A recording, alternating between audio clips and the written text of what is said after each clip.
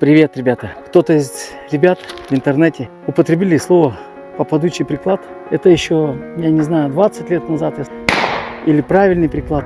В моем понимании, в моем субъективном понимании, скорее всего, наверное, мерило является естественное положение. Для меня это правило, и для меня это является правильным. То есть внимание у меня на телосложение, чтобы не подстраиваться под ружье, не под приклад, под ружье, а чтобы ружье подстроилось под вас, чтобы вы могли, ребята, стрелять и попадать, получая удовольствие. Приклад только убирает внимание от того, чтобы вы не думали о ружье.